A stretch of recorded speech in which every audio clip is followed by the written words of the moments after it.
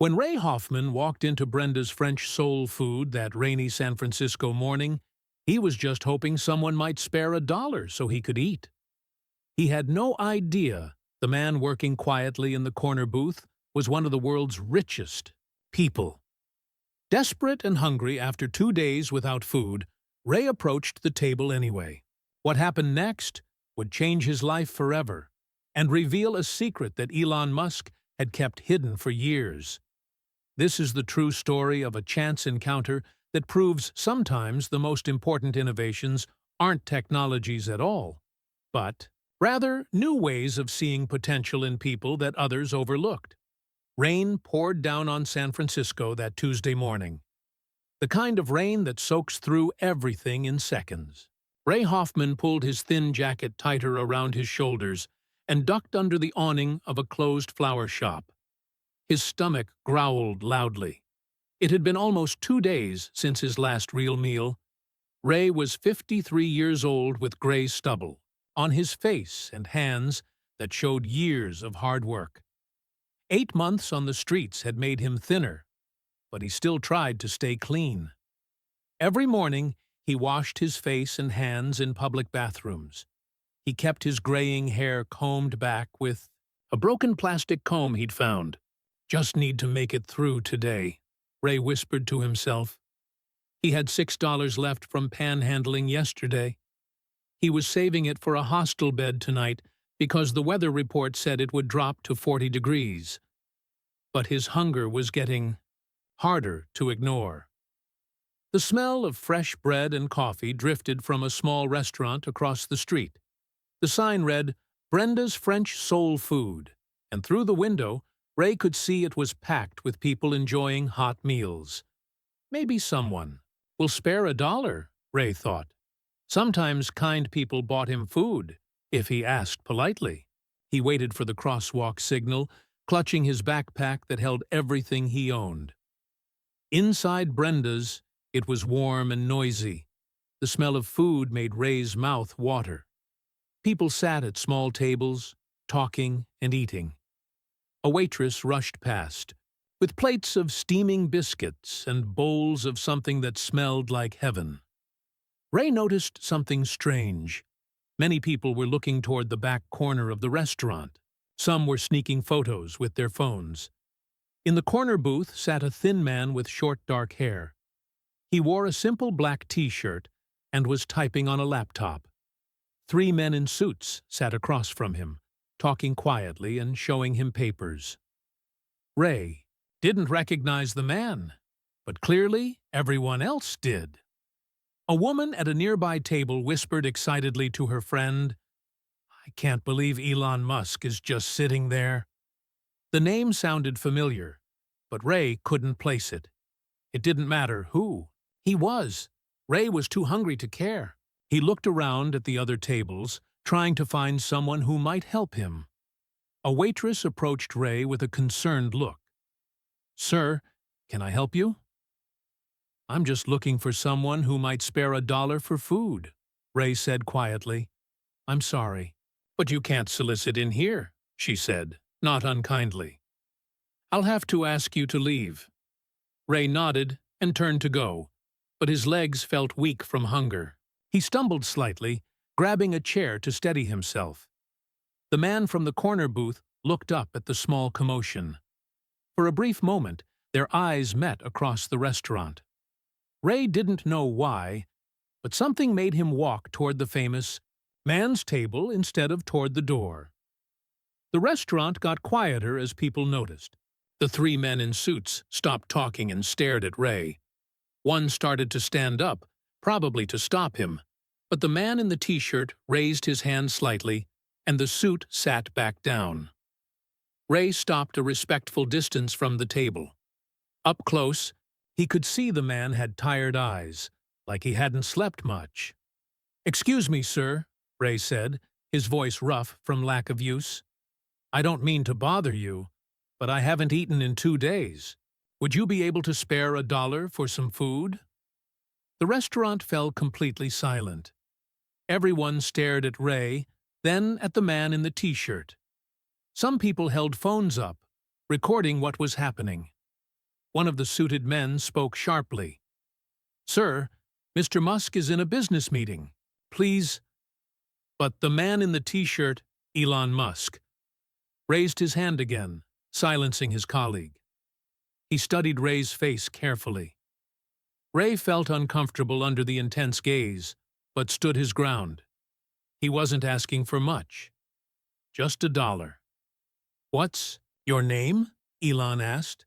His voice was surprisingly quiet, with an accent Ray couldn't place. "Ray Hoffman, sir." "And what did you do before you were homeless, Ray?" The question caught Ray off guard. Most people pretended not to see him, or just handed him money to make him go away. Nobody asked about his life. "I was an electronics technician in Cleveland," Ray answered. "Worked at Midwest Manufacturing for 15 years before they shut down." Elon nodded slowly, still studying Ray's face. He closed his laptop and set it aside. The suited men exchanged confused glances. "Elon, we should really continue our discussion about the investors," one began. "Give us a few minutes," Elon said, not looking away from Ray. The suits gathered their papers and reluctantly moved to another table. The other customers kept watching, phones still recording. Elon Musk gestured to the empty seat across from him. "Sit down, Ray." Ray hesitated, then carefully sat down, placing his worn backpack beside him. His heart pounded. He didn't understand what was happening. "You asked me for $1, Elon said, his voice still quiet, but heard clearly in the silent restaurant. Ray nodded, suddenly embarrassed. "Yes, sir. Just for some food." Elon looked at Ray for another long moment, then spoke.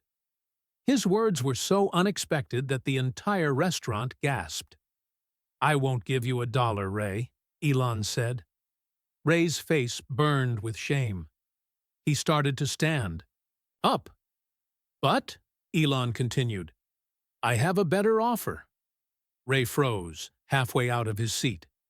What Elon Musk said next left the entire restaurant in stunned silence. "I won't give you $1, Elon said, his voice carrying through the silent restaurant. "But I will buy you lunch and hear your story." The tension in Ray's shoulders eased slightly, but confusion replaced it. Why would this famous rich person want to hear his story? "Thank you," Ray said simply, settling back into the seat.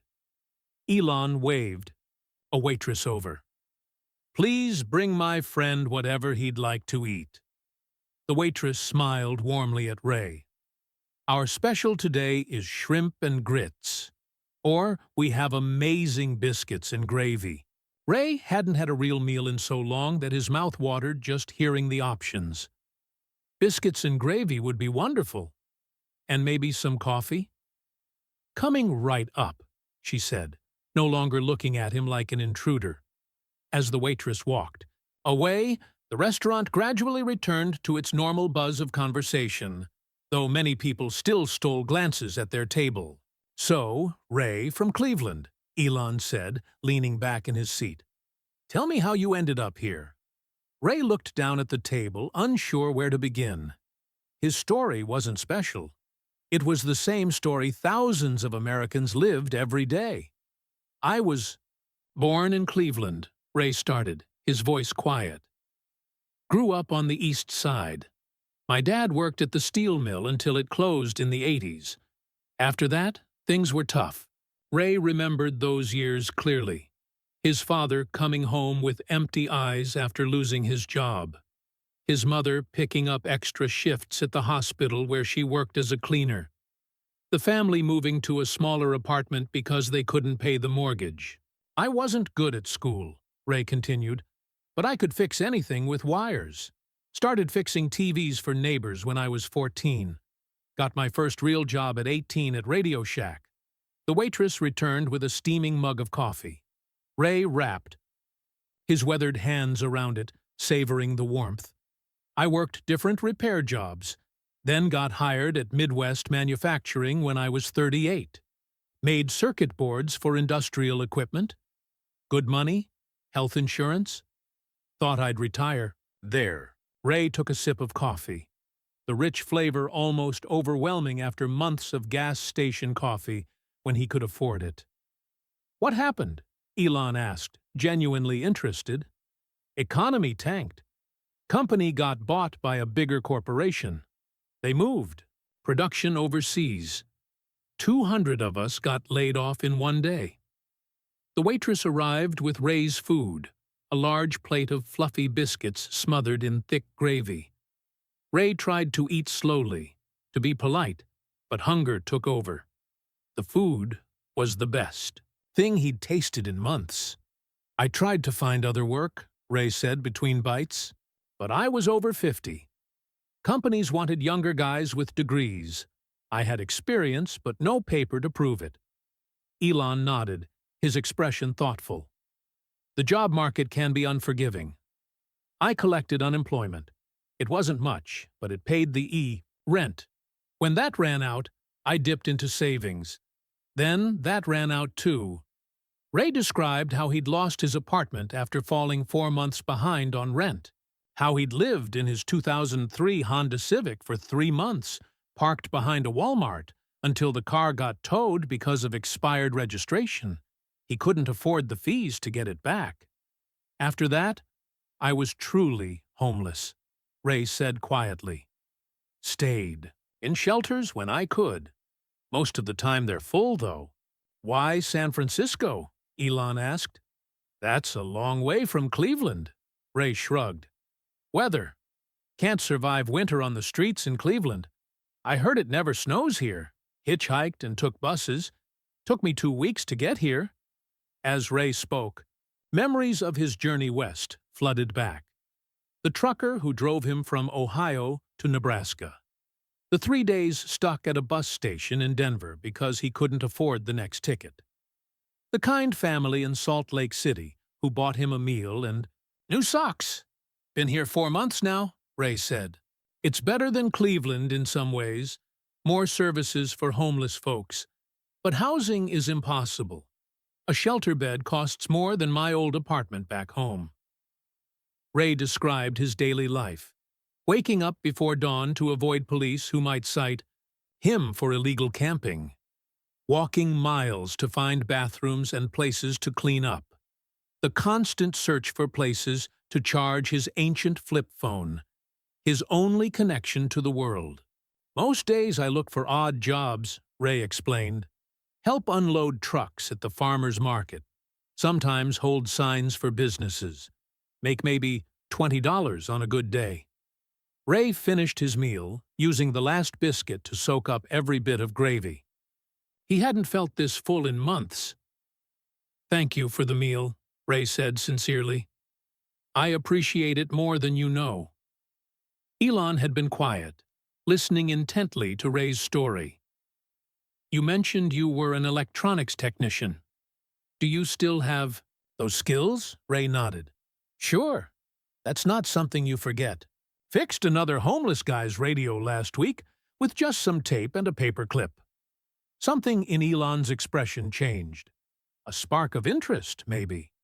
Do you have any ideas of your own? Things you'd build or fix if you had the chance? The question caught Ray off guard.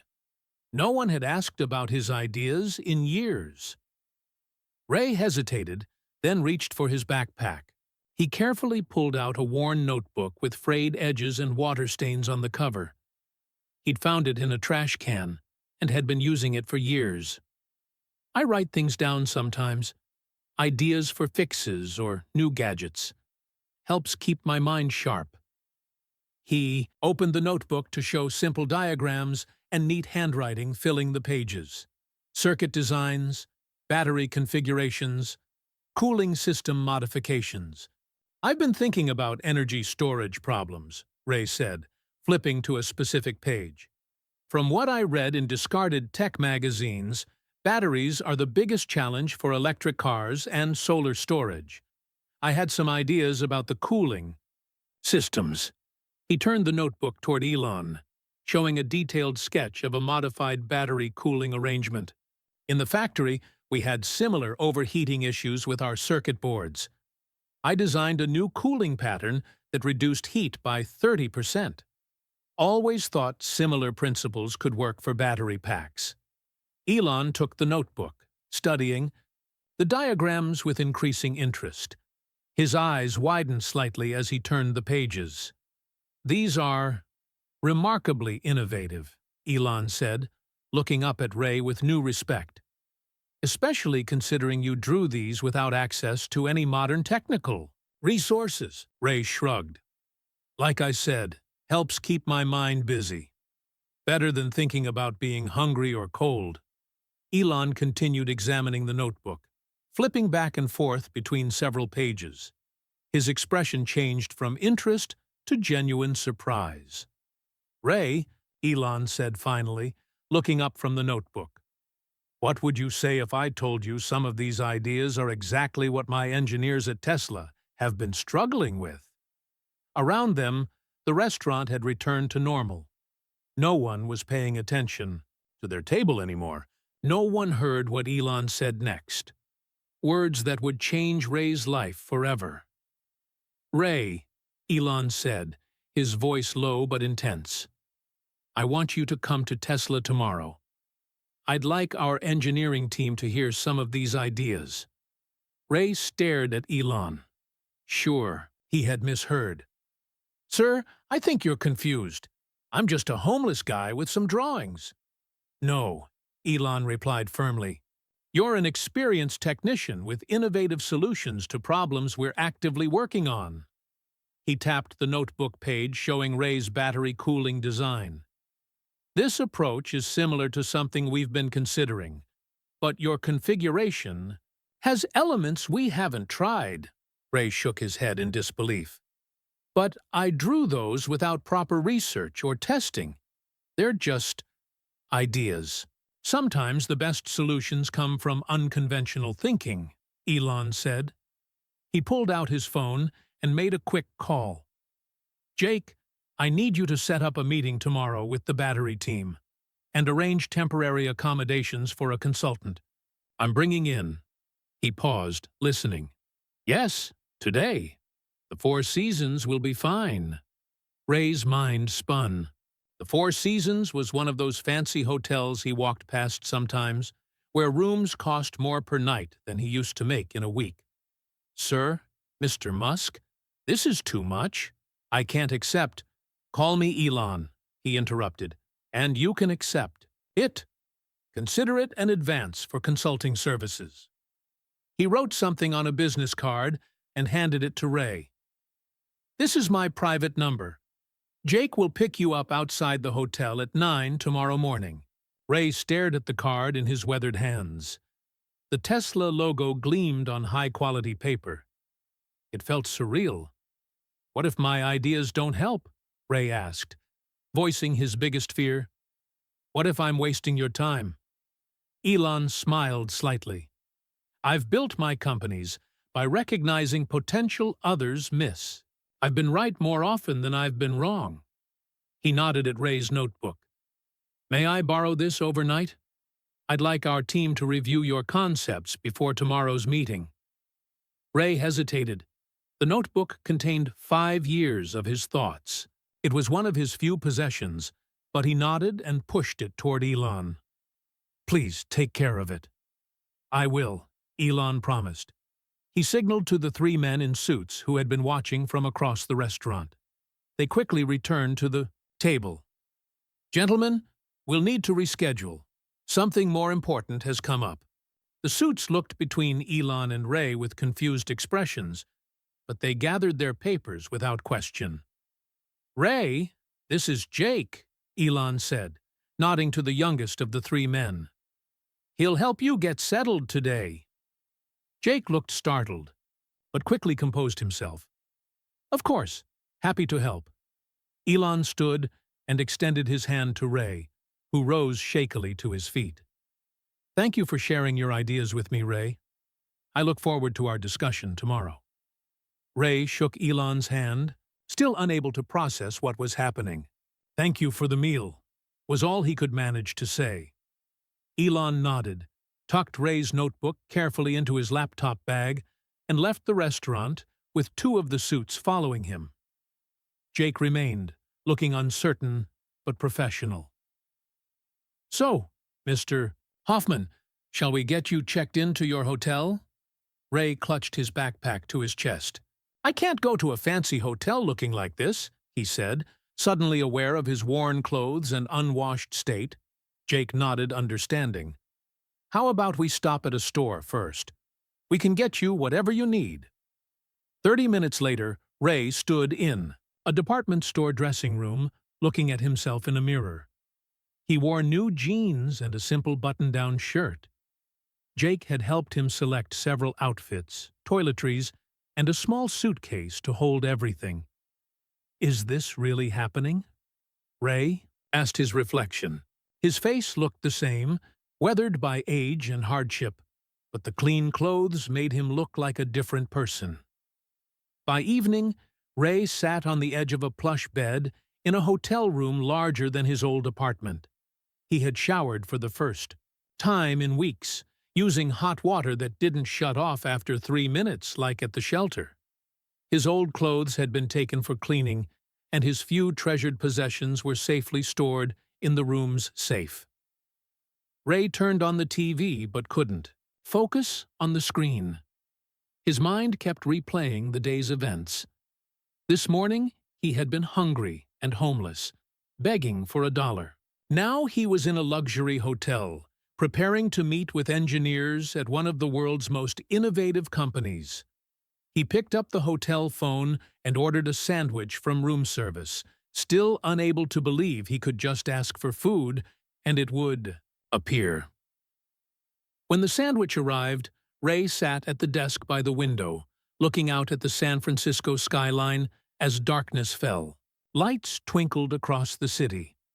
Somewhere out there, other homeless people were finding spots to sleep for the night. People just like him. Ray's thoughts turned to Elon Musk. Why had the billionaire taken such an interest in him? Was it genuine, or some kind of publicity stunt? Ray had read stories about wealthy people doing charitable things for attention. But the way Elon had studied his notebook, that had seemed sincere. He had recognized something in Ray's drawings, something valuable. Ray finished his sandwich and lay down on the bed, sinking into the soft mattress. He set the alarm clock for 7 a.m., giving himself plenty of time to prepare for tomorrow. As he drifted toward sleep, Ray thought about his notebook in Elon's hands.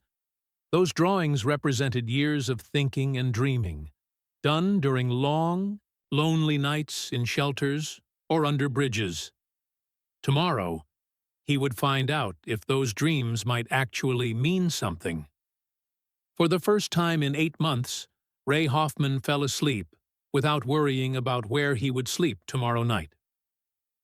Ray woke to sunlight streaming through hotel curtains he'd forgotten to close. For a moment, he didn't know where he was. The soft bed and clean sheets felt strange after months of sleeping on concrete and thin shelter mattresses. Then yesterday's events came rushing back. The restaurant, Elon Musk, the notebook. Ray checked. The clock, 6:45 a.m. He'd beaten the alarm by 15 minutes. Old habits died hard. On the streets, waking early was necessary to avoid police who cleared homeless people from doorways and parks. He showered again, just because he could. The hot water eased the constant ache in his back and shoulders. He dressed in new clothes, dark blue jeans, a button-down shirt, and the first clean socks he'd worn in weeks. At precisely 8:30 a.m., the hotel room phone rang. "Good morning, Mr. Hoffman," said the hotel receptionist. "Mr. Wilson is in the lobby. For you." Ray took a deep breath. "Thank you. Please tell him I'll be right down." He grabbed his new jacket and took one last look around the room, still half expecting to wake up from this dream. In the elevator, he caught his reflection in the mirrored wall.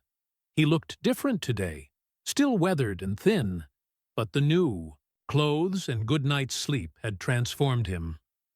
Jake Wilson waited in the lobby, checking his phone. He looked up as Ray approached. "Mr. Hoffman, good morning. Ready for your meeting?" "As ready as I'll ever be," Ray replied honestly. Outside, a sleek black Tesla waited at the curb. Ray had never been in such a nice car. The interior smelled like new leather, and the dashboard was one giant screen. "It's about 30 minutes to Palo Alto," Jake explained as they pulled away from the hotel. Ray watched San Francisco slide by, outside the window. The city looked different from inside a luxury car, less threatening, more beautiful. "Mr. Musk was impressed with your notebook," Jake said, after a few minutes of silence. "He had our team looking at your cooling system designs until midnight." Ray's stomach tightened. "What did they think?" "I'm not an engineer," Jake admitted, "but I overheard them saying your approach was elegantly simple. That's high praise from our team." They crossed the Bay Bridge and headed south toward Palo Alto. Ray tried to calm his nerves by watching the scenery, but his thoughts kept racing ahead to the meeting. What would he say to a room full of engineers with fancy degrees? Would they laugh at his hand-drawn designs? Soon, they turned into a sprawling campus with modern buildings of glass and steel. A sign read, "Tesla Headquarters." Electric cars of various colors filled the parking lot. "We're here," Jake announced, pulling up to the main entrance. Inside, the building hummed with activity. People walked purposefully through the bright lobby, many wearing Tesla shirts or hoodies. Ray felt out of place despite his new clothes. Jake led him to an elevator that required a key card to operate. They rode to the 4th floor in silence. Ray's heart pounded so hard he wondered if Jake could hear it. The elevator doors opened directly into a large conference room. Floor to ceiling, windows offered views of the Tesla campus. Around a long table sat 8 people with laptops and coffee mugs. At the head of the table was Elon Musk, Ray's notebook open in front of him. Everyone looked up as Ray entered. "Ray, welcome to Tesla," Elon said, standing to greet him. "Let me introduce you to our battery engineering team." Ray shook hands with each person as Elon introduced them. Dr. Sarah Chen, head of battery development. Michael Rodriguez, cooling systems specialist. 5 other engineers with intimidating titles and credentials. "Please, sit," Elon gestured to an empty chair. Ray sat, feeling the weight of every eye in the room. "I've shared your cooling system concepts with the team," Elon explained. "We'd like to hear more about your thinking." Ray cleared his throat. "I'm not sure what to say. I don't have formal training like all of you." Dr. Chen smiled warmly. "Sometimes that's an advantage. You're not limited by conventional approaches." "Can you walk us through this design?" Michael Rodriguez asked, sliding Ray's notebook across the table. It was open to his battery cooling diagram. Ray hesitated, then pulled the notebook closer.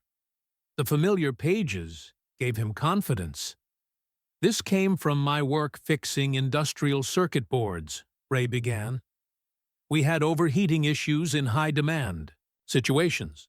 The standard cooling systems moved heat away, but not efficiently." He flipped to another page, showing a different diagram. "I noticed that most cooling systems use parallel channels, like this."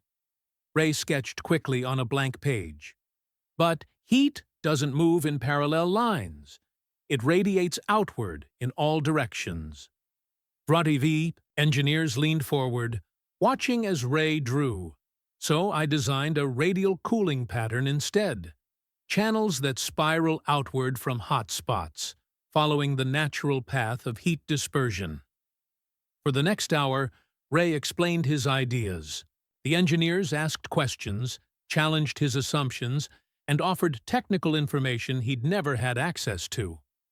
Instead of dismissing him, they engaged with his concepts seriously. By mid-morning, the initial tension had faded. Ray found himself deep in technical discussions, sketching new ideas as the engineers suggested modifications. His years of hands-on experience gave him insights the team found valuable. The beauty of Ray's design, Michael told Elon, is its simplicity. We've been overcomplicating the problem. Elon nodded, watching Ray draw a revised cooling channel configuration. That's often the case in engineering. The best solutions are elegantly simple. At noon, Elon called for a break. As the engineers filed out, chatting excitedly about Ray's ideas, Elon remained behind. "What do you think?" Elon asked. Ray shook his head in amazement. "I never imagined professional engineers would take my ideas seriously." "Good ideas can come from anywhere," Elon said. "The problem is, most people don't listen." He paused, studying Ray. "I have a proposal for you." Ray waited, afraid to hope for what might be coming. Tesla has an innovation development program. It's a 6-month paid position, working with our engineering teams to develop promising concepts. Elon tapped Ray's notebook. "I'd like to offer you a place in the program, focused on implementing your cooling system designs." Ray struggled to find words. "But I don't have a degree. No credentials." "This notebook is your credential," Elon said firmly. "We hire talent, not just diplomas. The position includes temporary housing and a stipend. If your designs prove viable after 6 months, we'll discuss a permanent role." A lump formed in Ray's throat. "Why are you doing this for me?" Elon's expression grew serious. "Because talent shouldn't be wasted. Because everyone deserves a chance to contribute." He paused. "And because I believe your ideas could make our vehicles better." Ray looked down at his hands. Workers' hands, calloused and worn. Hands that had fixed countless broken things over the years. Hands that now might help build something new. "When would I start?" Ray asked quietly. "How about today?" Elon replied. With a slight smile, Ray nodded, unable to speak past the emotion tightening his chest. Elon extended his hand. "Welcome to Tesla, Ray." As they shook hands, Ray thought about the journey that had brought him here. From a stable job to homelessness. From begging for $1 to joining one of the world's most innovative companies. All because he'd walked into that restaurant yesterday. All because Elon Musk had actually listened to him. 3 weeks later, Ray stood in the middle of his new apartment, still not quite believing it was his. The one-bedroom unit was part of Tesla's employee housing program, located 10 minutes from headquarters. It was small but modern, with basic furniture and a kitchen stocked with dishes and cookware. Ray ran his hand over the smooth countertop. After months of homelessness, having his own space felt strange. The first night, he'd slept on the floor instead of the bed. The mattress was too soft, too unfamiliar. He checked his watch, a simple digital one Jake had helped him pick out. 7:15 a.m. Time to get ready for work. The thought still made him smile. He had a job. He had a purpose again. Ray showered and dressed in the Tesla polo shirt and khakis that were now his daily uniform. He'd gained 5 pounds in the past weeks, his face looking less hollow. Regular meals and real sleep were working wonders. The apartment complex had a shuttle that took employees to the Tesla campus. As Ray boarded, he nodded to familiar faces, but sat alone. He was still learning how to be around people again. At Tesla, Ray had been assigned a small workstation in the battery engineering department. It wasn't much, just a desk, computer, and some basic equipment. But it was his. A laminated badge with his photo hung around his neck. Raymond Hoffman, Innovation Development Program. "Morning, Ray," Michael Rodriguez greeted him as Ray entered the lab. Michael had become something of a mentor, helping Ray navigate the complex world of Tesla. "Morning," Ray replied, setting down his backpack. "Any updates on the prototype?" The fabrication team finished the housing yesterday. We should be able to start assembly today. Ray nodded, excitement bubbling up. His cooling system design was moving from sketches to reality. The team had refined his ideas, adding technical specifications his drawings lacked, but the core concept remained his. As Ray booted up his computer, he noticed a young woman approaching his desk. Priya Sharma was a new engineer, fresh from MIT with a PhD in materials science.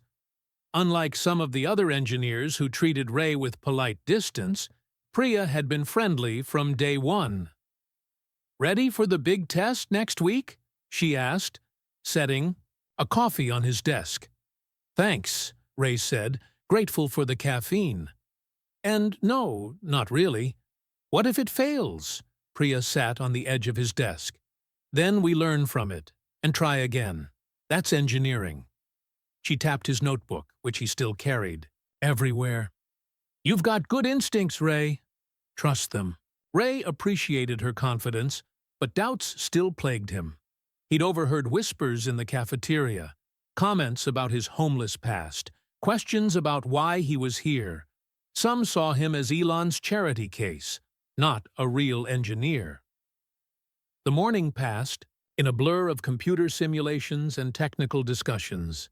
Ray was still learning the software the team used, but his practical knowledge of how systems actually worked, not just how they looked in simulations, had already proven valuable.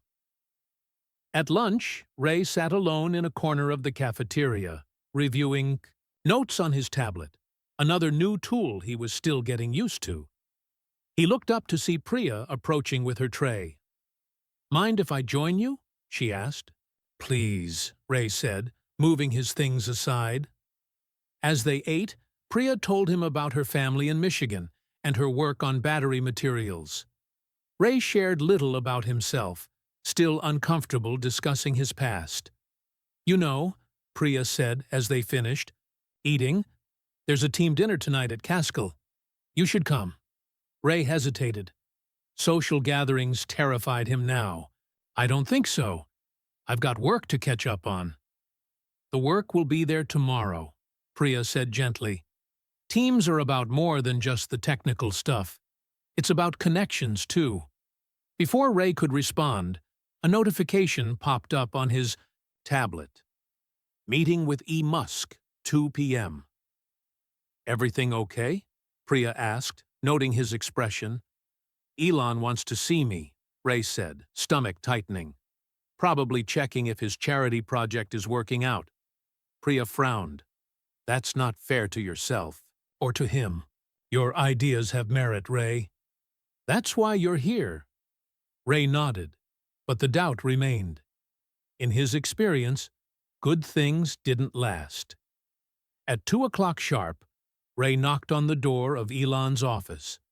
The space was surprisingly modest. A desk covered in papers and gadgets, walls lined with rocket models and car designs. "Come in, Ray," Elon said, looking up from his computer. "How are you settling in?" "Fine, thank you," Ray said formally, sitting in the chair Elon indicated. "The team has been helpful." "And the apartment? Everything you need?" Ray nodded. "More than enough. I'm very grateful." Elon leaned back, studying him. "But something's bothering you."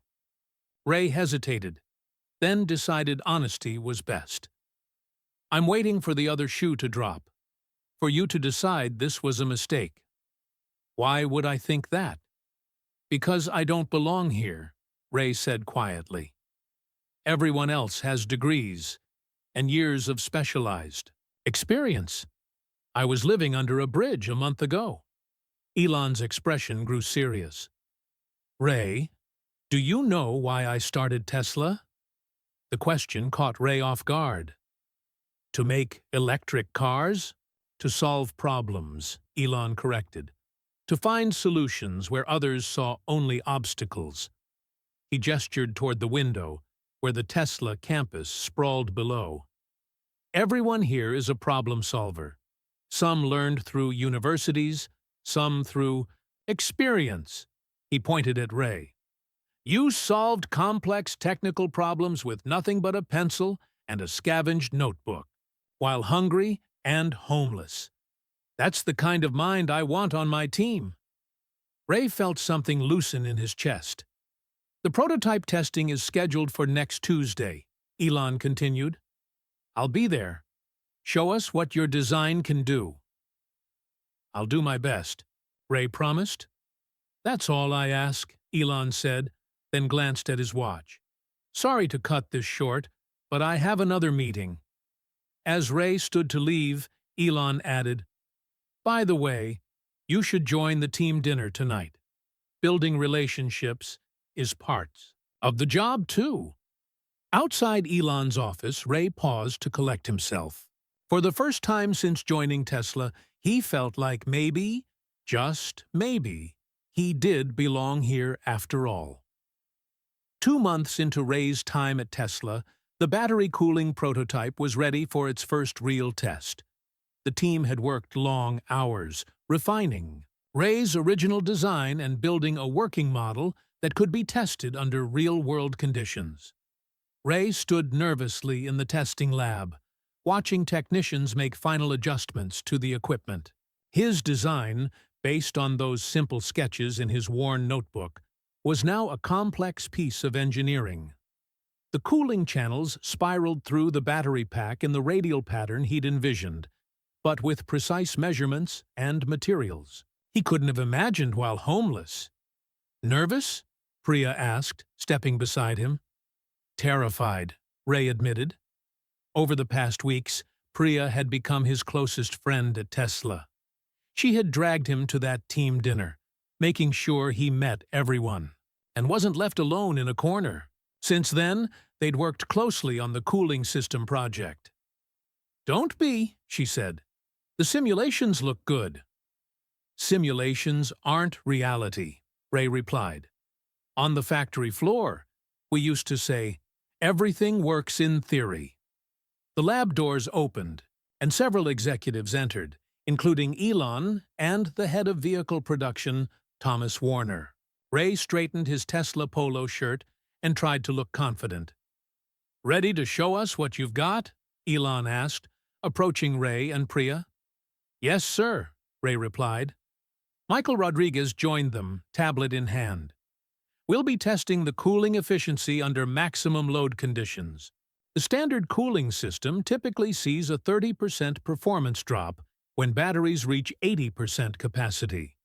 We're hoping Ray's design will improve that significantly. The executives gathered around the testing area. Ray, Priya, and Michael stood at the monitoring station where screens displayed temperature readings and performance metrics. Beginning test sequence, the lead technician announced. The battery pack was charged to 80% capacity, then put under heavy load conditions that simulated a Tesla accelerating repeatedly up steep hills. This was the scenario that caused the most heat buildup and stress on the cooling system. Ray watched the screens intently. The temperature readings rose steadily, but slower than with the standard cooling system. Looking good, Michael murmured, eyes on the data. 5 minutes into the test, the numbers still looked promising. Ray's spiral cooling channels were dispersing heat more efficiently than the conventional design. 10 minutes, the technician called out. Temperatures 22% lower than standard system. Quiet excitement spread through the room. Even Warner, known for his skepticism, leaned forward with interest. 15 minutes, the technician announced, still maintaining lower temperatures. Ray began to relax. This was working better than he'd dared hope. Maybe his years of practical experience really did count for something. Then a red warning flashed on the screen. Temperature spike in section C, the technician called out. Ray watched in horror as the numbers climbed rapidly. Something was wrong. Shut it down, Michael ordered quickly. The technicians powered down the test equipment. A tense silence filled the room. What happened? Elon asked, his voice calm but serious. Michael tapped through screens of data. The cooling channels in Phi to EV, Section C, aren't dispersing heat properly. The pattern breaks down under sustained load. Ray stepped closer to the battery pack. Can we see inside Section C? A technician carefully removed the outer casing. Ray leaned in, examining the cooling channels where they'd failed. The channel connection points, he said quietly. They're too sharp. Creates turbulence in the coolant flow. Priya looked where he was pointing. He's right. The manufacturing process created 90-degree angles instead of the curved transitions in the design. Ray turned to Elon and Warner. The concept is sound, but the execution has a flaw. We need to modify the channel connections to allow smoother flow. Warner frowned. That would require a complete redesign of the manufacturing process.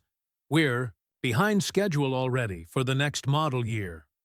Not necessarily, Ray said, thinking quickly. On the factory floor, we had a similar issue with coolant flow in circuit board testing equipment. We created flow guides, small curved inserts, that directed the liquid around sharp corners. Elon looked interested. Could that work here? Ray nodded. It's not elegant, but it's a practical fix that wouldn't require retooling the whole manufacturing line. Warner still looked skeptical. This is a multi-billion-dollar production line, not a factory fix-it job. Ray felt his confidence falter. Warner was right. Who was he to suggest solutions for Tesla's advanced manufacturing processes? Actually, Priya interjected, Ray's solution makes sense from an engineering perspective, too. We could 3D print the flow guides using the high-temperature polymer we developed last year. Minimal cost, minimal disruption. Michael was already typing on his tablet. I'm modeling it now. With the flow guides, the simulation shows even better performance than we originally projected. Elon looked between the prototype and the screens. How long to implement this fix and retest? 3 days, Michael replied. Maybe 4. Do it, Elon decided. He turned to Ray. Good catch. Sometimes the simplest solutions are the best ones. Warner still didn't look convinced, but he nodded curtly and left with the other executives. Elon lingered behind. Ray, walk with me, he said. They left the testing lab and walked down the corridor toward the main engineering offices. That was quick thinking in there, Elon said. Not many people would see a solution that fast. It's just experience, Ray replied modestly. When you've had to fix things with limited resources, you learn to be creative. Elon nodded. That's valuable. Here, we have all the resources in the world, but sometimes that makes engineers overthink problems. They reached the large open workspace where most of the battery team worked. Ray had a small desk in the corner. You know, Elon continued, your 6-month program is halfway through. Have you thought about what you want to do after? The question caught Ray off guard. He'd been so focused on proving himself day to day that he hadn't thought much about the future. I'd like to stay at Tesla, Ray admitted. If there's a place for me. There will be, Elon assured him. Your practical approach balances our theoretical team perfectly. And this cooling system, once perfected, will be a significant advancement. Ray felt a weight lift from his shoulders. For the first time in years, he could see a future beyond mere survival. Thank you, he said simply. Don't thank me, Elon replied. You've earned this on merit. As Elon walked away, Ray returned to his desk, already sketching ideas for the flow guides on a notepad. From across the room, Priya gave him a thumbs up. Ray smiled back. The test hadn't gone perfectly, but in a way, that was better. He'd faced a challenge and found a solution, doing exactly what he was meant to do. 3 months ago, he'd been begging for $1 for food. Now he was helping solve problems for the world's most innovative car company. The journey seemed impossible, yet here he was. And for the first time, Ray allowed himself to believe this wasn't just temporary luck. This was where he belonged. Ray's cooling system design, now improved with the flow guides, had passed all the tests with impressive results. The Tesla engineering team was implementing it in the next production model, and Ray had received official recognition at the monthly staff meeting. For the first time in years, things were going well. Then came the article. Ray was eating lunch in the cafeteria with Priya when Michael hurried over, tablet in hand. "Have you seen this?" he asked, placing the tablet in front of Ray. The headline read, "From Homeless to Tesla, the Ray Hoffman Story." Below was a photo of Ray entering the Tesla building, and another old photo of him from his days at Midwest Manufacturing. Ray felt the blood drain from his face. "Where did they get this?" "It's going viral," Michael said. "Someone must have recognized you and talked to the press." Ray read quickly through the article. It told the story of how he'd met Elon at Brenda's French soul food and been given a job at Tesla. Most of it was accurate, but some details were exaggerated or completely wrong. The article painted Ray as a homeless genius discovered by Elon's charitable eye. "This makes me sound like a charity case," Ray said, pushing the tablet away. "It's actually pretty positive," Priya said, reading the article. "They're calling you an undiscovered talent and praising Tesla for looking beyond traditional credentials." Ray shook his head. "I didn't want this attention. I just wanted to do my job." Throughout the day, Ray noticed people looking at him differently. Some offered congratulations on the article. Others whispered when he walked by. His phone, a new one provided by Tesla, buzzed constantly with messages from reporters seeking interviews. As Ray walked to the shuttle that evening, Jake Wilson caught up with him.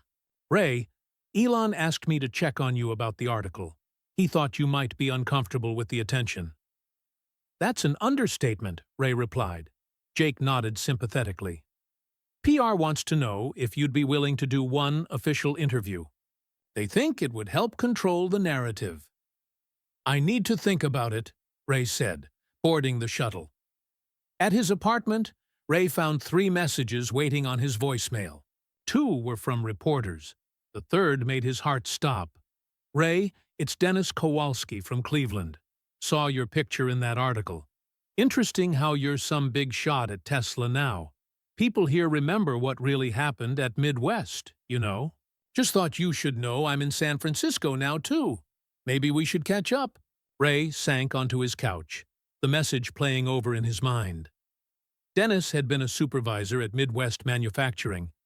They'd never gotten along, and Dennis had been among those who blamed Ray's department for the company's failure. The next morning, Ray found Priya waiting at his desk. "Everything okay?" she asked. "You look like you didn't sleep." Before Ray could answer, his computer pinged with a new email. It was from Thomas Warner, the production executive who'd been skeptical of Ray's design.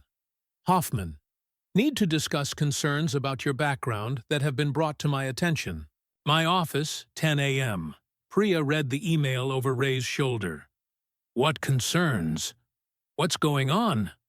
Ray took a deep breath. "There's something about my past at Midwest Manufacturing that the article didn't mention." At 10 a.m. sharp, Ray knocked on Warner's office door.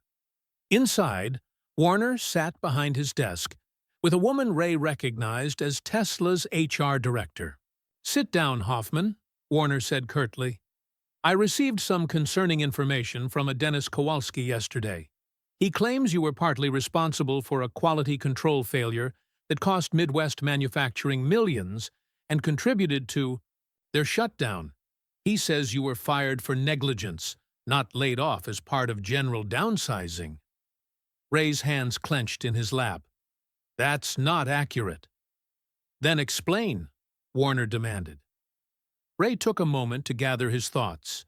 Midwest Manufacturing had problems with their circuit boards overheating in certain applications. My team identified the issue early, a design flaw in the cooling system, ironically enough. We reported it to management repeatedly.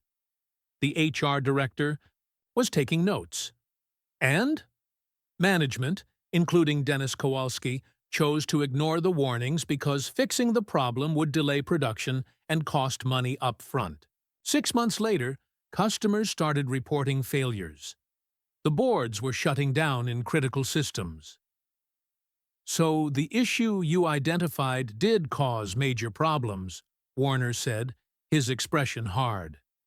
Yes, but not because of my team's negligence, because management refused to address it.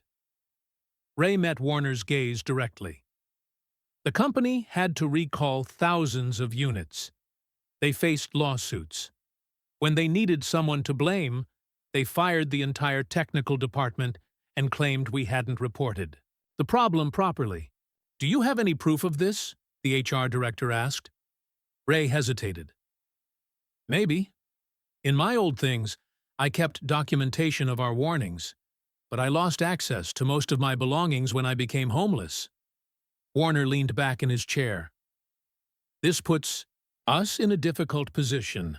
Your cooling system design is already being implemented, but these allegations raise concerns about your reliability.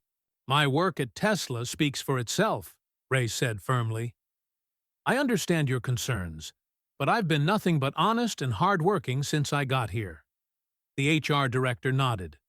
We'll need to investigate these claims further before making any decisions. In the meantime, continue your work, but the PR interview is on hold. As Ray left Warner's office, his phone buzzed with a text from an unknown number. Nice job at Tesla. Wonder what they'd think about the real story of Midwest? Let's meet. Dennis. Ray's hands shook as he put the phone away. Everything he'd built over the past months was suddenly at risk because of lies from his past. The shadow he thought he'd escaped had found him again. He returned to his desk to find Elon waiting for him. I heard about Warner's meeting, Elon said. We need to talk. Ray followed Elon to a small conference room away from the main work areas. His heart pounded as they sat down. This could be the end of everything he'd worked for. Warner briefed me on the situation, Elon said without preamble. Tell me your side of the story. The full version this time. Ray took a deep breath. I didn't lie about what happened at Midwest. I just didn't tell the whole story. I'm listening, Elon said, his expression neutral. I worked in the quality control department at Midwest Manufacturing for 15 years, Ray began. We made circuit boards for industrial equipment, things that controlled heavy machinery, medical devices, even some military applications. Ray explained how in 2017, Midwest had rushed a new circuit board design into production to meet a large contract deadline. During testing, Ray's team discovered a critical flaw in how the boards handled heat under sustained load. The cooling system was inadequate, Ray explained.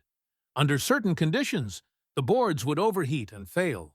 Not immediately, but after a few hundred hours of operation.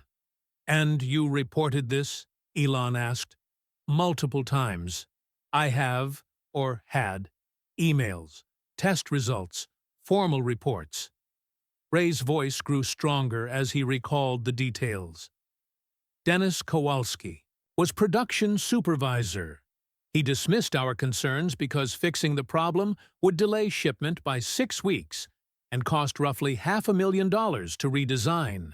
So, what happened? They shipped the boards anyway. For about 8 months, everything seemed fine. Then, the failures started. Ray's face darkened at the memory. One of the boards controlled cooling systems in a hospital. When it failed, backup, systems prevented any patient harm. But it was a close call. Ray described the fallout, lawsuits, recalls, and plummeting stock prices. When investors demanded answers, Company executives blamed the quality control team for not identifying the problem early enough. They claimed we'd only raised concerns after production, not before. They fired our entire department for negligence. Ray's hands clenched on the table. Oh, they destroyed my reputation and career to save themselves. Elon was quiet for a moment. This is quite different from Dennis Kowalski's version. I'm sure it is, Ray said bitterly. Do you have any proof of your version? Elon asked. Ray hesitated. Maybe. Before I became homeless, I stored some boxes at my sister's house in Cleveland. I kept documentation. Copies of my warnings to management with timestamps, test results, everything. But I haven't spoken to my sister in years. I don't even know if she still has the boxes. Elon studied Ray for a long moment. If what you're saying is true, why didn't you fight back when they fired you? File a wrongful termination lawsuit? I tried, Ray said. But the company's lawyers were much better than any I could afford. They threatened to countersue for damages if I pursued it. After I lost my job, I couldn't fight a legal battle while trying to survive. Ray met Elon's gaze directly. I've never lied to you. My designs work because I learned from that experience at Midwest. I saw firsthand what happens when you ignore cooling issues. Elon nodded slowly. I believe you. Relief washed over Ray. You do? Yes, for several reasons. Elon counted on his fingers. First, your story contains specific technical details that ring true. Second, your cooling system design works. It's not theoretical, but practical. Third, I've dealt with similar situations. Myself, Elon leaned forward. At my previous companies, I've had engineers warn about potential failures that would delay timelines or increase costs. The pressure to ignore those warnings can be enormous. Ray was surprised by Elon's understanding. The difference, Elon continued, is how leadership responds to those warnings. Good leaders listen, even when the message is inconvenient. Warner doesn't seem convinced, Ray said. Warner is concerned about Tesla's reputation and production schedules. That's his job. Elon tapped his fingers on the table thoughtfully. We need to resolve this quickly. Contact your sister about those documents. I'm not even sure she's at the same address, Ray admitted. We fell out of touch after I became homeless. It was difficult for my family to watch me struggling. We'll find her, Elon said. In the meantime, keep working on the cooling system implementation. I'm not pulling you from the project. Thank you, Ray said, a weight lifting from his shoulders. Don't thank me yet, Elon warned. This Dennis Kowalski seems determined to cause trouble. Has he contacted you directly? Ray hesitated, then showed Elon the text message. Elon frowned. This borders on blackmail. Our legal team should know about this. As they wrapped up the meeting, Elon asked one more question. If you get past this situation, what do you want your future at Tesla to look like? The question caught Ray off guard. For so long, his focus had been day-to-day survival. Thinking about the future still felt strange. I'd like to keep solving problems, Ray said finally. Maybe help develop a program to identify and recruit other overlooked talent. There are a lot of skilled people out there who just need a chance. Elon nodded approvingly. We'll talk more about that possibility when this current situation is resolved. As Ray left the meeting, he felt cautiously optimistic. Elon believed him, which was more than he'd dared hope for. Now he just needed to find those documents, if they still existed. Back at his desk, Ray searched online for his sister's contact information. Karen Hoffman had married and changed her name years ago, making her harder to find. After several searches, Ray found a Karen Mitchell living in Columbus, Ohio, who might be his sister. With shaking hands, he dialed the number. A woman's voice answered. Hello? Karen? It's Ray. Ray Hoffman. There was a long pause. Ray, is that really you? It's been years. I saw an article about you working at Tesla. I couldn't believe it. Ray's eyes stung with unexpected tears. Yeah, it's me. I'm sorry, I disappeared. Things got pretty bad for a while. I tried to find you, Karen said, her voice thick with emotion. When you stopped answering your phone, I went to your apartment, but you were already gone. I know. I'm sorry, Ray repeated. Karen, I need to ask you something important.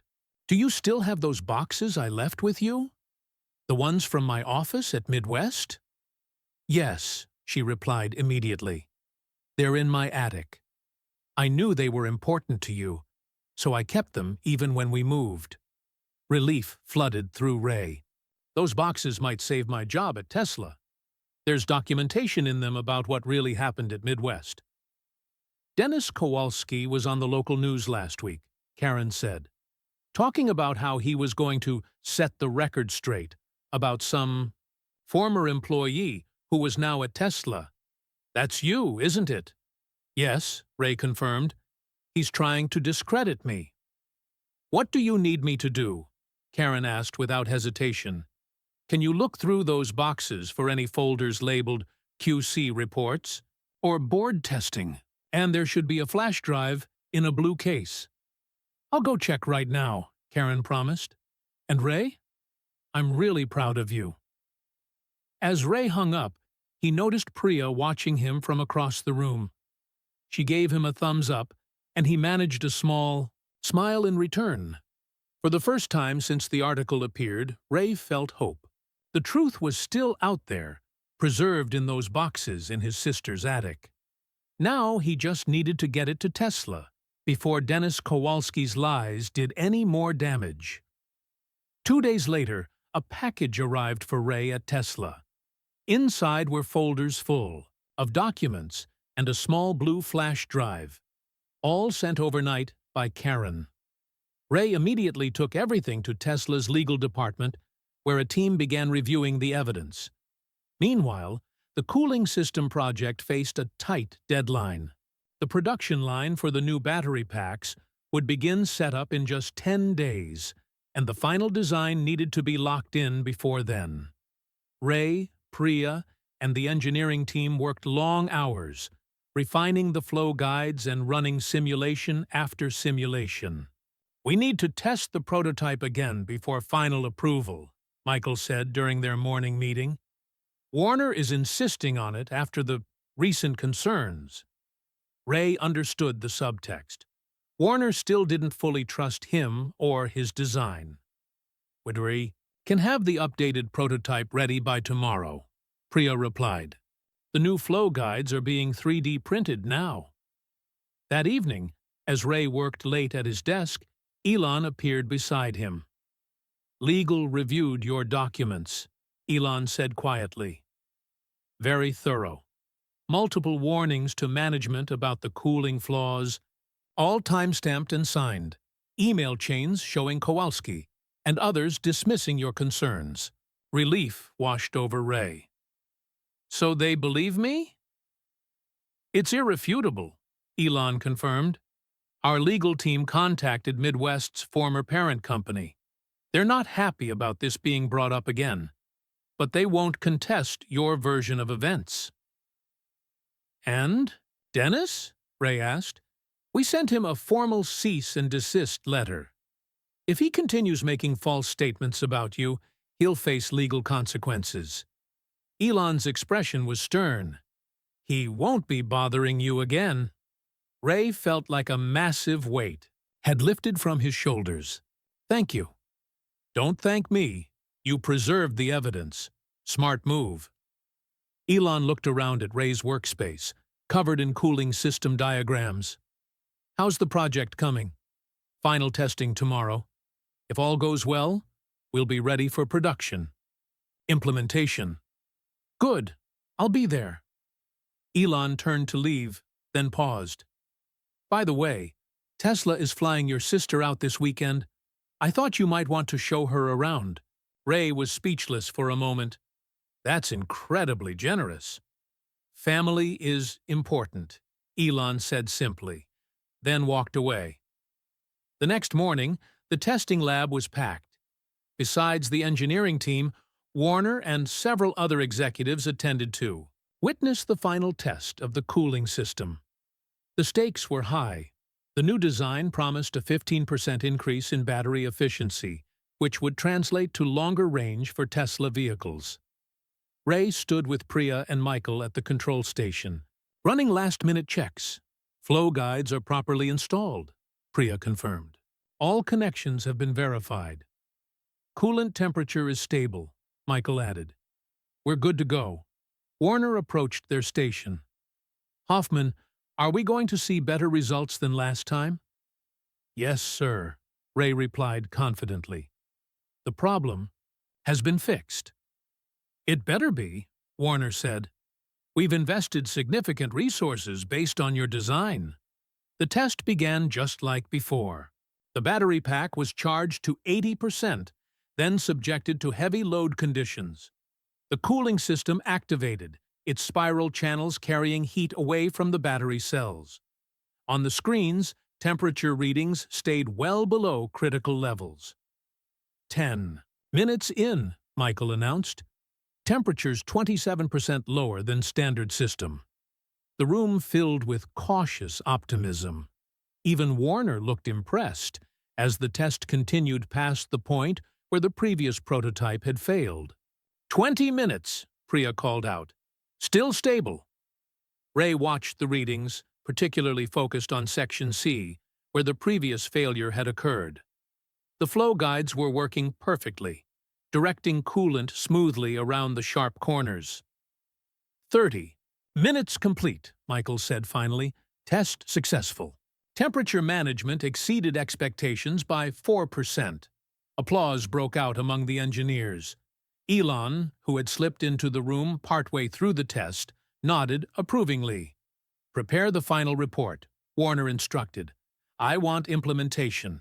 Plans on my desk by tomorrow morning. As the executives filed out, the engineering team gathered around Ray, offering congratulations. His design was going into production. It would be in thousands of Tesla vehicles around the world. We did it, Priya said, bumping her shoulder against Ray's. We did, Ray agreed. After all the doubt and difficulties, his idea had proven its worth. The team celebrated with pizza in the break room. As they were cleaning up, Michael pulled Ray aside. The production team needs someone to oversee the cooling system installation on the line, he said. Someone who understands the design intimately. I recommended you. Ray was stunned. But I'm not an engineer? Michael finished for him. Maybe not on paper. But you designed this system, you solved the flow problems, and you've earned the respect of the team. The position is yours if you want it. Before Ray could respond, his phone buzzed with a notification from the Tesla news feed. The headline made his heart sink. Tesla battery cooling system. Potentially flawed, says former industry expert. The article quoted Dennis Kowalski, who, despite the cease and desist letter, was claiming that Ray's cooling design was fundamentally flawed, just like his work at Midwest Manufacturing. This can't be happening, Ray muttered, showing the article to Michael. It doesn't matter, Michael assured him. The design works. We just proved it. But Ray knew perception was important. If enough doubt was cast on his design, Tesla might delay implementation or even abandon it entirely. Ray hurried to find Elon, who was already in a meeting with the communications team. When Ray arrived, "We've seen the article," Elon said as Ray entered. "Dennis Kowalski is giving a press conference tomorrow morning, claiming to have insider information about design flaws." "But the test results," Ray began, "are excellent," Elon finished. "But we need to address this publicly." The communications director nodded. We're preparing a statement refuting Kowalski's claims and emphasizing the successful test results. Not good enough, Elon said. We need to show, not tell. He turned to Ray. How quickly can we arrange a live demonstration of the cooling system? For the press? Ray thought quickly. We'd need to create a transparent housing so people could actually see the coolant flow. Maybe 48 hours? Make it 24, Elon decided. We'll invite technical journalists, industry experts, even competitors. Let them see the results for themselves. As the meeting dispersed with people hurrying to make arrangements, Elon held Ray back. This is your design, Ray. You should present it at the demonstration. Ray's eyes widened.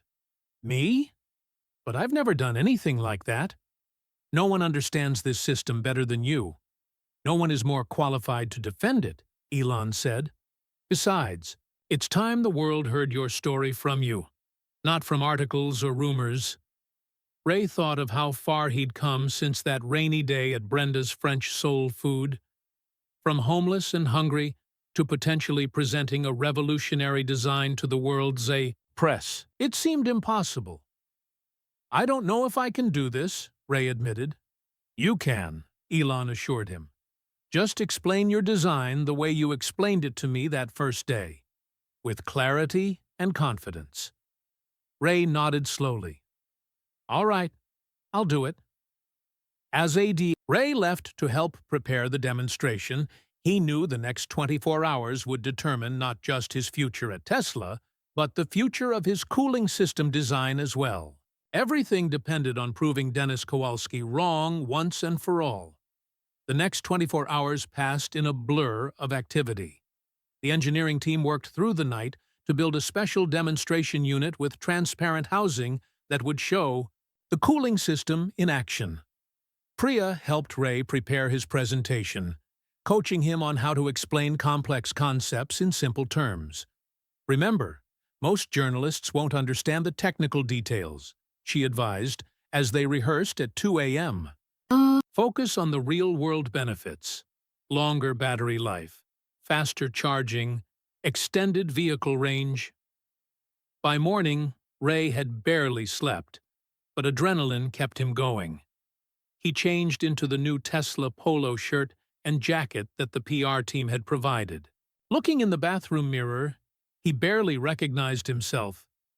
The homeless man from Brenda's French soul food was gone, replaced by someone who looked like he belonged at a tech company. As Ray walked toward the presentation area, he spotted Dennis Kowalski in the lobby, surrounded by reporters. Dennis was dressed in an expensive suit, gesturing emphatically as he spoke. The cooling design is fundamentally flawed, Dennis was saying. Just like his work at Midwest. It might pass basic tests, but it will fail under real-world conditions. Ray's hands clenched. For a moment, he considered confronting Dennis right there. But a gentle hand on his arm stopped him. He's not worth it, Priya said quietly. Prove him wrong with results, not words. The demonstration was set up in Tesla's largest conference room. A semicircle of chairs faced a table where the transparent battery pack sat. Screens behind it would display temperature readings and performance metrics.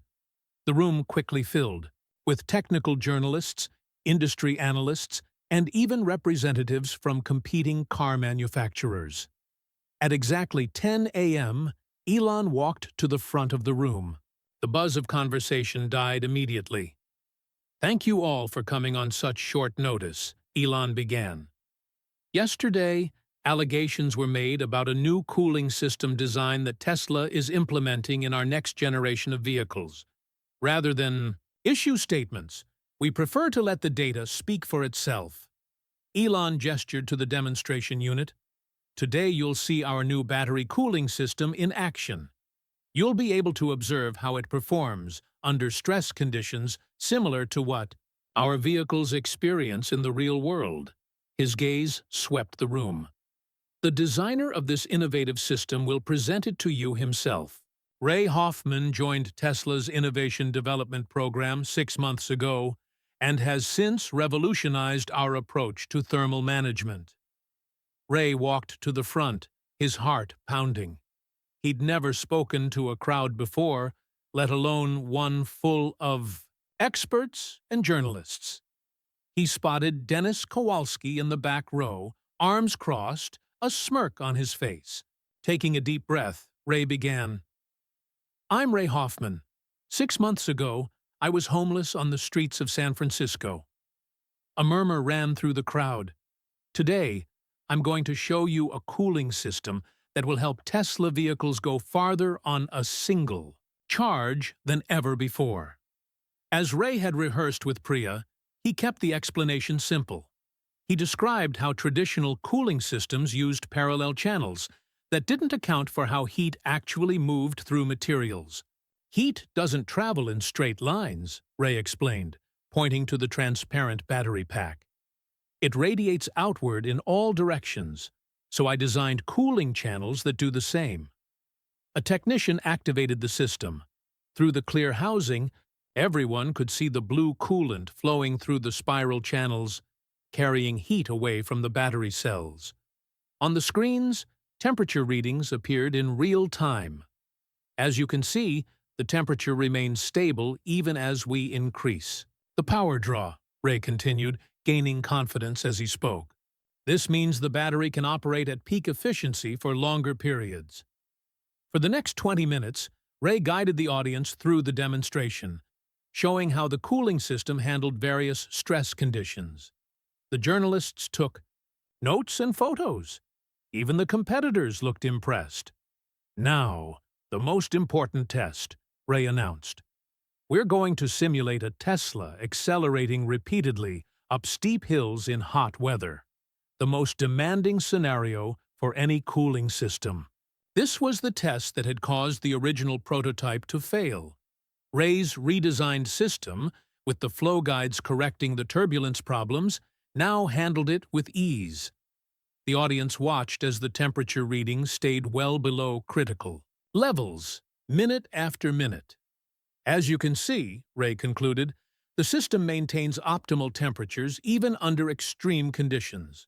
When the demonstration ended, hands shot up around the room. Ray fielded technical questions confidently, drawing on his years of practical experience. When one journalist asked about his lack of formal engineering credentials, Ray smiled. I don't have a degree, he acknowledged. What I have is 15 years of solving real-world cooling problems in manufacturing settings. Sometimes the best solutions come from unexpected places. At the back of the room, Dennis Kowalski had grown increasingly uncomfortable as the demonstration proceeded. When he finally raised his hand, Ray nodded in his direction. Mr. Hoffman, Dennis began, his voice dripping with skepticism. Your design may work in controlled conditions, but what about long-term reliability? At Midwest Manufacturing, your department's work failed catastrophically after months in the field. The room grew quiet. This was the moment Dennis had been waiting for, a chance to publicly discredit Ray. Ray looked directly at Dennis.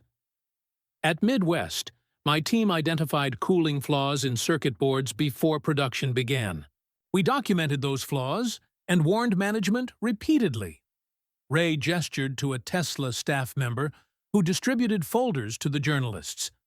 These are copies of those warnings, with timestamps and signatures, including yours, Mr. Kowalski, acknowledging receipt of our concerns.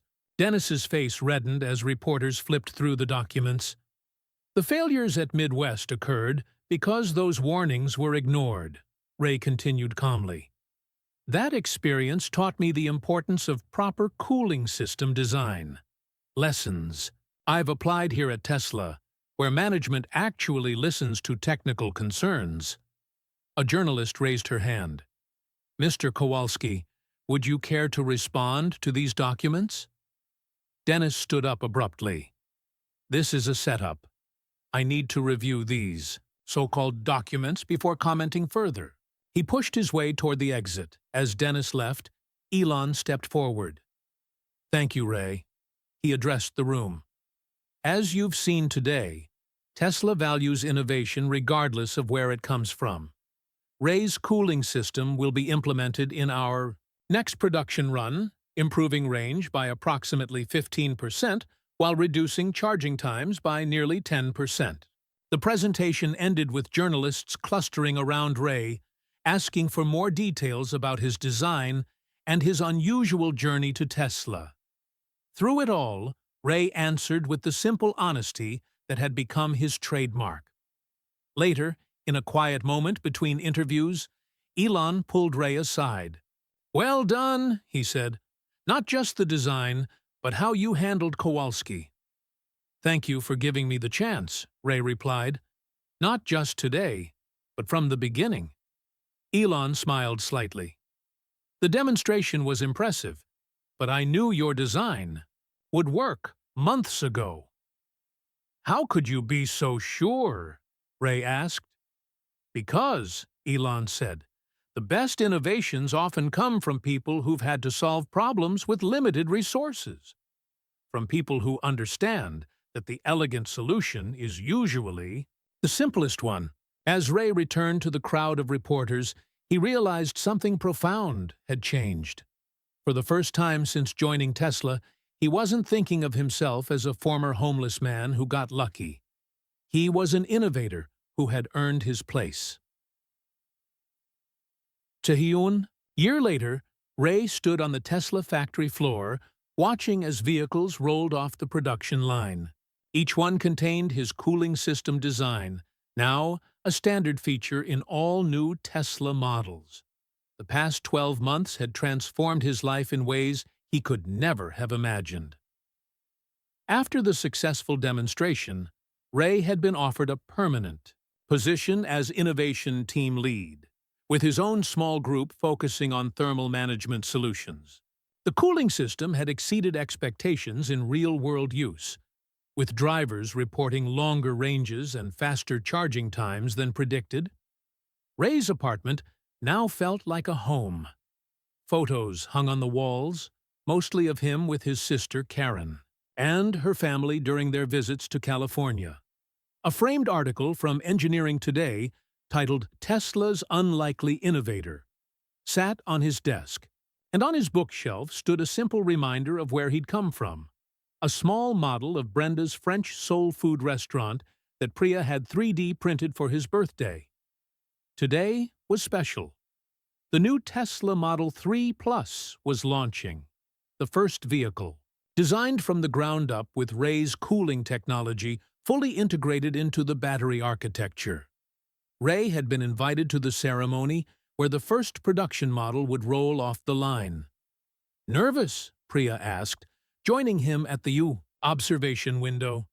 Over the past year, their friendship had deepened, eventually blossoming into something more. She now wore a senior engineer badge and had been instrumental in adapting Ray's cooling designs for other Tesla products. "A little," Ray admitted. "Still hard to believe sometimes." "Believe it," she said, squeezing his hand. "You earned this." Right, factory floor had been transformed for the event. A small stage stood at the end of the production line, with chairs arranged for Tesla executives and special guests. Among those guests would be Karen and her family, flown in from Ohio for the occasion. As people began gathering for the ceremony, Ray spotted a familiar face he hadn't expected: Dennis Kowalski. "What's he doing here?" Ray asked Michael Rodriguez, who had joined them. Michael shrugged. Elon invited him, said something about closing the circle. Before Ray could process this information, Jake Wilson approached. "Ray, you're needed backstage. Elon wants to go over the schedule." Backstage was a small area sectioned off by curtains. Elon was reviewing notes on his phone when Ray arrived. "Ah, Ray." "Good," Elon said, looking up. "I've made a small change to the program.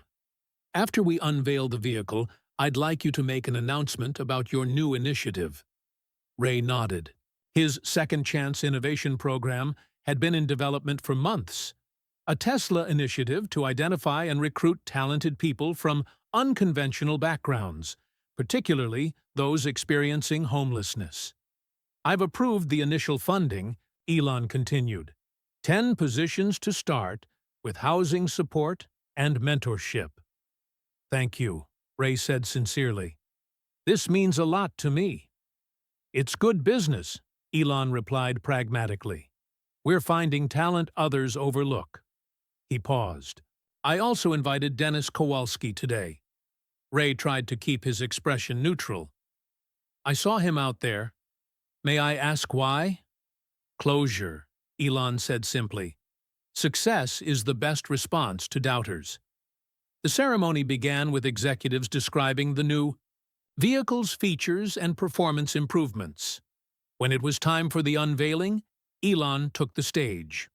The Model 3 Plus represents a significant leap forward in electric vehicle technology, Elon told the crowd. At its heart is an innovative, cooling system that extends range by 23% and reduces charging time by 14%. The first blue Model 3 Plus rolled slowly down the line, stopping at the stage to applause from the audience. This breakthrough wasn't developed by our veteran engineers or outside consultants, Elon continued. It came from someone who, just over a year ago, was homeless on the streets of San Francisco. Elon gestured for Ray to join him on stage. Ray Hoffman didn't just design a better cooling system. He reminds us that innovation can come from anywhere, even from someone asking for $1 for food. Ray stepped up to the microphone, momentarily overwhelmed by the journey that had brought him here. He spotted Karen in the audience, wiping tears from her eyes. Priya gave him a thumbs up from the side, and there was Dennis Kowalski, sitting stiffly in the back row, his expression unreadable. Thank you, Ray began. 18 months ago, I walked into a restaurant called Brenda's French Soul Food, hoping someone might spare $1 so I could eat. I had lost everything: my job, my home, my sense of purpose. Ray gestured to the gleaming car beside him. What happened next changed my life. But I wasn't the only person with valuable skills living on those streets. That's why today, I'm proud to announce Tesla's Second Chance Innovation Program. Ray explained the initiative, how Tesla would actively recruit people from homeless shelters and similar circumstances who showed technical aptitude, providing them with training, housing support, and mentorship. We'll be partnering with shelters and community organizations across the country to identify candidates, Ray concluded. Because talent doesn't disappear when someone loses their home. It just needs an opportunity to shine again. The announcement was met with enthusiastic applause. As Ray stepped back, Elon shook his hand for the cameras, then leaned in to speak privately. There's someone who wants to meet you, Elon said, nodding toward the side of the stage. Ray followed his gaze to see an elderly man in a worn but clean suit waiting quietly by the curtain. The man looked vaguely familiar, but Ray couldn't place him. After the ceremony concluded, Ray made his way through congratulations from colleagues to reach the elderly man. Mr. Hoffman, the man said, extending his hand. I'm Harold Green. I was at Brenda's that day when you asked Elon for $1. Ray shook his hand, recognition dawning. You were at the table near the window. Green nodded. I own a small electronics repair shop in the city. Been following your story ever since. I wonder if your program might have room for a young man who reminds me of you. Tell me about him, Ray said. His name's Marcus, Iraq veteran. Lost his job during downsizing. Been living in his car for 6 months. But he can fix anything with circuit boards. Comes by my shop sometimes to use tools. Ray took out his phone and opened a new contact. Give me his information. We'll start interviews next week. As Green provided the details, Ray felt a sense of purpose stronger than any he'd experienced before. His journey was coming full circle. Later, at a small reception following the ceremony, Dennis Kowalski approached Ray as he stood talking with Priya and Karen. "Hoffman," Dennis said stiffly, "congratulations on your success." Ray studied the man, who had tried to destroy his reputation. Dennis looked diminished somehow, less confident than before. "Thank you," Ray replied simply. Dennis hesitated, then added, "Your cooling system design is impressive. Better than anything we had at Midwest." With that awkward acknowledgement, he walked away. "Well, that was unexpected," Priya remarked. Ray watched Dennis leave. "Success is the best response to doubters," he quoted Elon's words from earlier. As the reception continued, Ray stood back for a moment, taking it all in. From homeless to heading an innovation team and launching a program to help others like him, all because he'd walked into that restaurant and asked for $1, and because Elon Musk had seen something in him worth believing in. 6 months after the launch of the Tesla Model 3 Plus, Ray's Second Chance Innovation Program was thriving. Already, 7 people had been recruited from shelters across the country, including Marcus, the veteran Harold Green had recommended. Ray sat in his office reviewing applications for the program's second cohort when his phone rang. It was Jake Wilson, Elon's assistant. "Ray, Elon would like to meet with you this afternoon if you're available. Something about a documentary." "A documentary?" Ray asked, surprised. "PBS is doing a special on innovation and unconventional paths to success. They want to feature your story."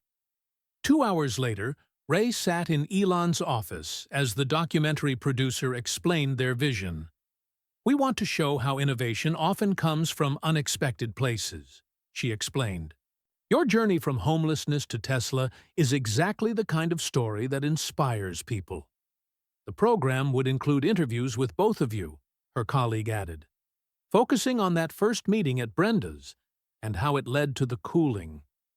"System design?" Ray looked at Elon, who seemed thoughtful. "What do you think?" Ray asked. "I think it's a good opportunity to highlight the Second Chance program," Elon replied. "But ultimately, it's your story, Ray. Your decision." Ray considered it. If his story could help others see homeless people differently, as potential innovators, rather than just problems to solve, it was worth telling. "I'll do it," Ray agreed. The documentary filming began the following week. Ray took the crew through Tesla, explaining his cooling system and introducing them to members of the Second Chance program. They interviewed Priya, Michael, and others who had been part of Ray's journey. On the final day of filming, the crew wanted to return to where it all began, Brenda's French soul food.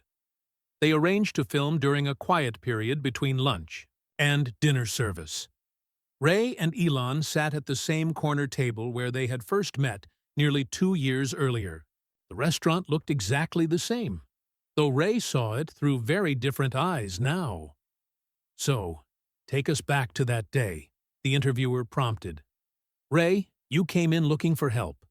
And Elon, something made you pay attention when most people would have looked away.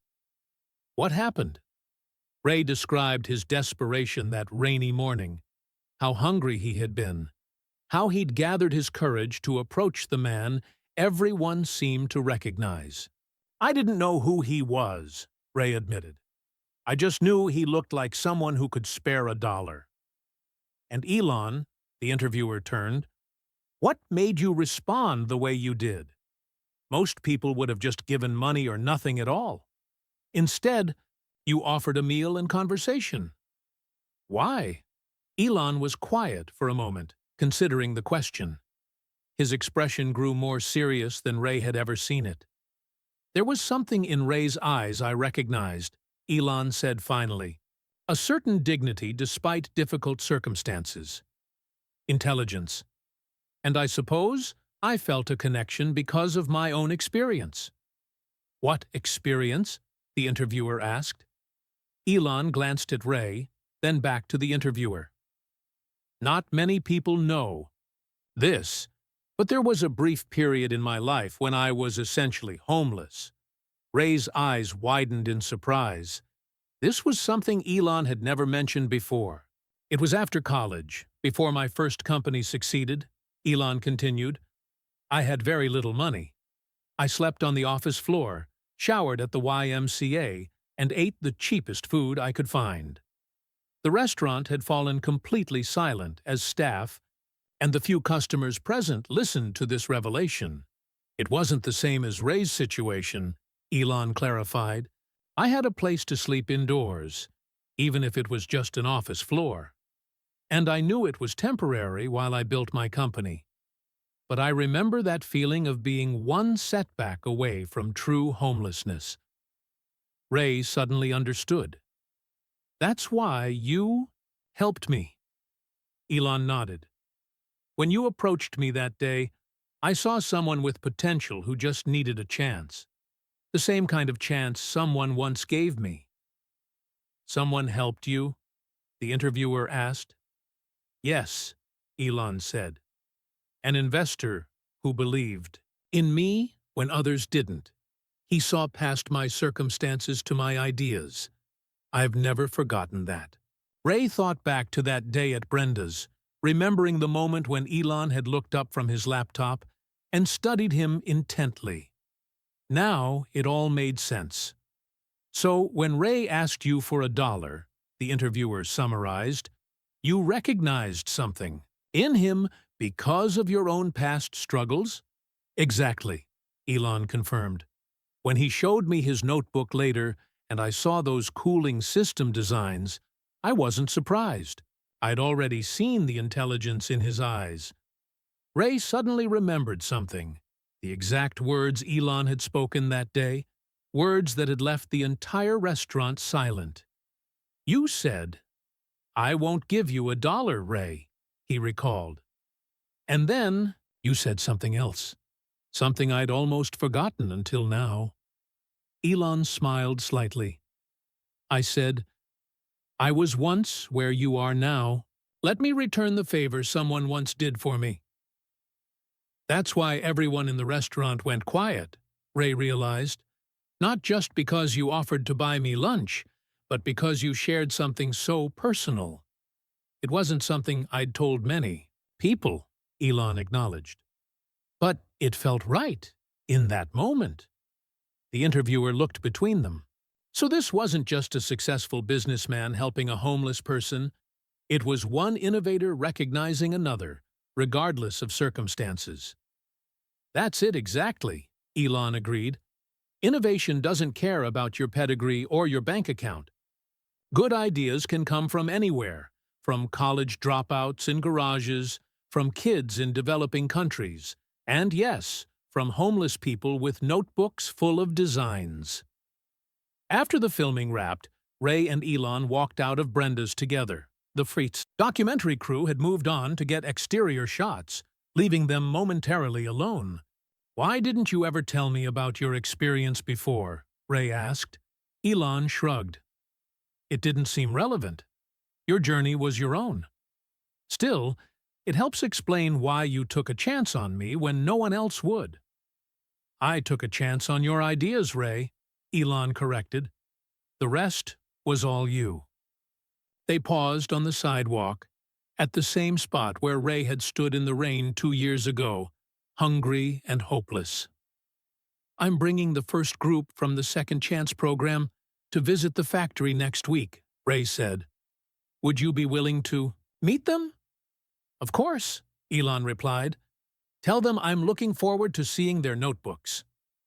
As they walked toward their waiting cars, Ray reflected on the incredible journey that had brought him here. From homeless to heading a program at one of the world's most innovative companies. From begging for $1 to helping others transform their lives. And it had all started because Elon Musk had once walked in similar shoes and recognized a fellow traveler on the difficult road from struggle to success. Sometimes, Ray realized, the most important innovations weren't technologies at all. but rather new ways of seeing the potential in people that others overlooked. That was the end of Homeless Man Asks Elon Musk for $1 Meal. Elon's reply leaves the entire restaurant silent. I hope it touched your heart and reminded you that everyone has potential, regardless of their current circumstances. Where are you listening from today? Let me know in the comments below. If you enjoyed this journey about kindness, second chances, and hidden potential, please like this video and subscribe to our channel for more inspiring content like this. We share meaningful experiences that not only entertain, but also spread important messages of compassion and understanding. Don't forget to share this video with your friends and family. Together, we can spread kindness and awareness about overlooked talent in our communities. Sometimes, the greatest innovations come from the most unexpected places, and the same is true for the most powerful messages. Until next time, remember that a single act of kindness can change someone's life forever.